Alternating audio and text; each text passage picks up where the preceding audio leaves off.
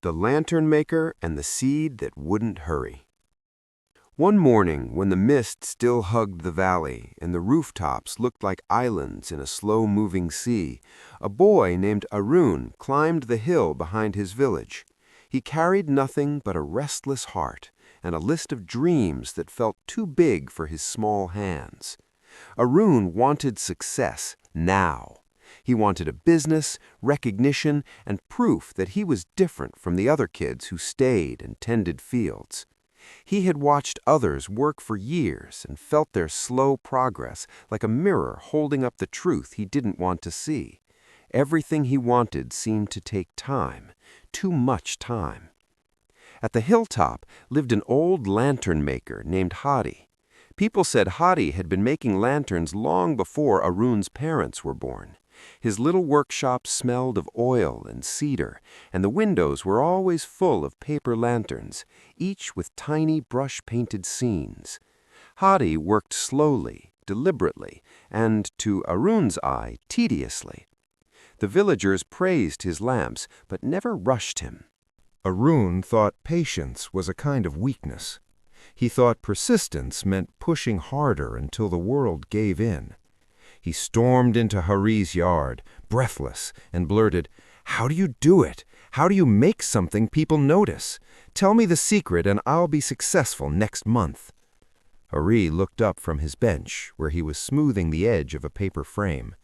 He didn't smile, but his eyes were kind. "Sit down," he said. "Come back with that question when your hands aren't shaking." Arun left, furious and embarrassed. He came back the next day and the day after, hands still shaking. Quietly, Hari began to teach him small things, how to fold paper so it didn't tear, how to mix glue to the right softness, how to sand the edge of the bamboo so it wouldn't splinter. Arun could learn these things quickly, his fingers were nimble.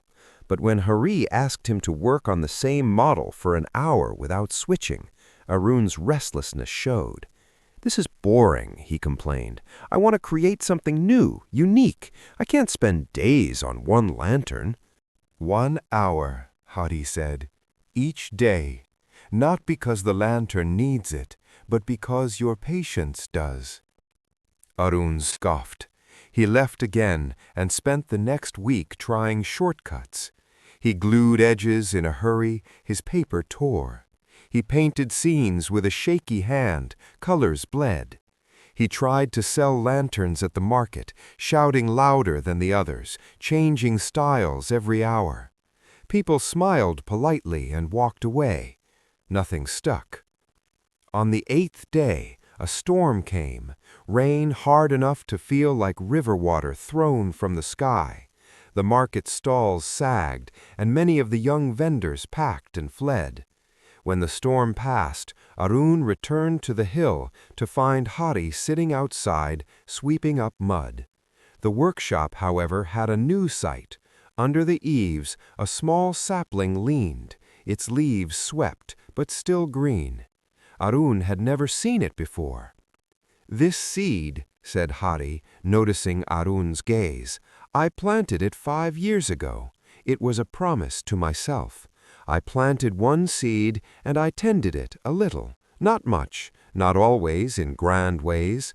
Some days I put water, sometimes I forgot. I cleared weeds a few times a year. It never seemed to grow as fast as I wanted.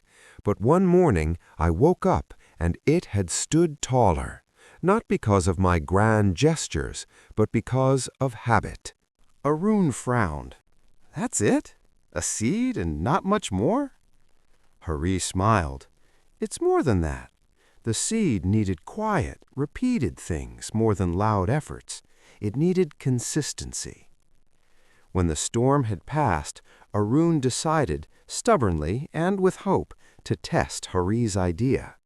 He returned home and found a small broken lamp he had meant to throw away.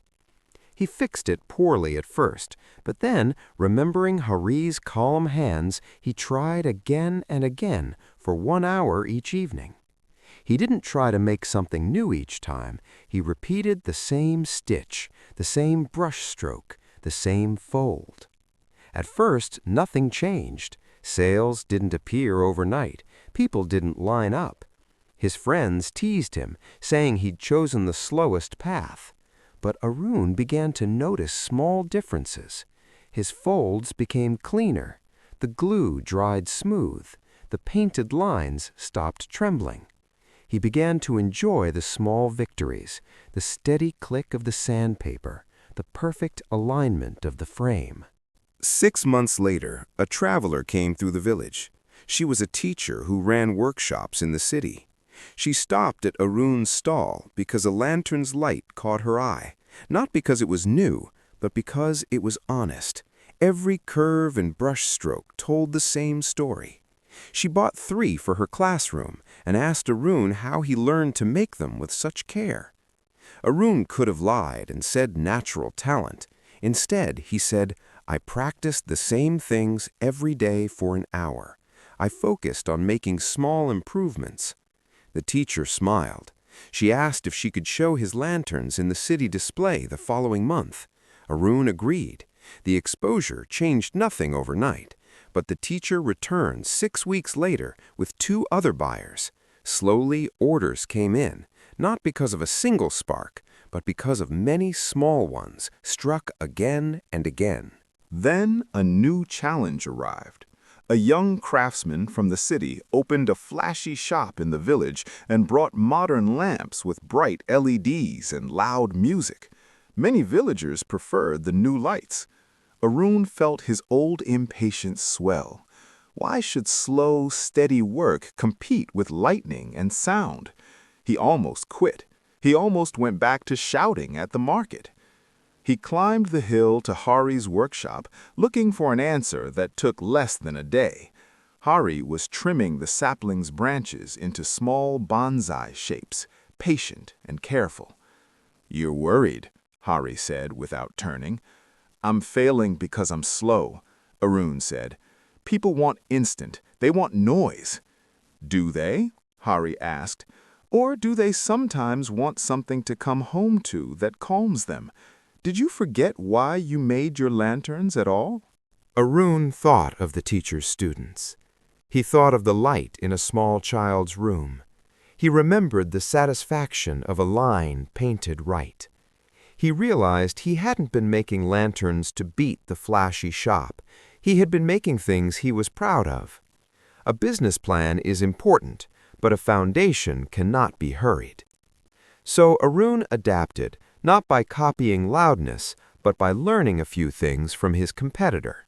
Better packaging, a clearer sign, a small website the teacher helped him set up. He still practiced for an hour each evening. He still repeated the same stitches. But he also learned how to show his work in better light, literally and figuratively. Years passed. The sapling under Hari's eaves grew into a tree. The city craftsmen left the village eventually. Flashy trends moved on. Arun's lamps did not explode into overnight fame, but they found a steady audience who returned, not for the loudness, but for the soft, steady glow. More importantly, Arun had learned a different relationship to time. He had cultivated habits that made him reliable. He had learned to love the tiny improvements. The Quiet Lesson. This story isn't about lanterns. It's about how small, repeated actions build something that loud, hurried efforts rarely can. Depth, skill, trust. Arun's impatience was real, and the world did have quick wins. But quick wins rarely shape character or craftsmanship. Slow work done every day does. Practical takeaways you can use today. Pick one small thing to practice daily. 10 minutes is better than none. Make a stubborn appointment with time, the same minute each day. Measure one tiny improvement every week, not instant perfection.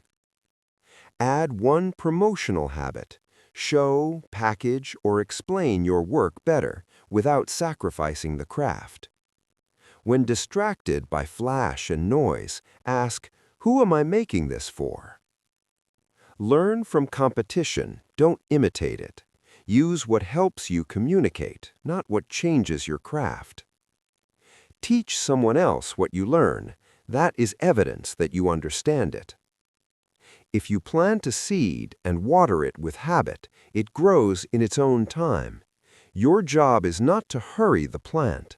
It is to be there, day after day, keeping the soil ready. The light that comes from that steady care will never be the loudest in the market, but it will be the kind that people come home to. Thanks for watching this story. Subscribe for more story.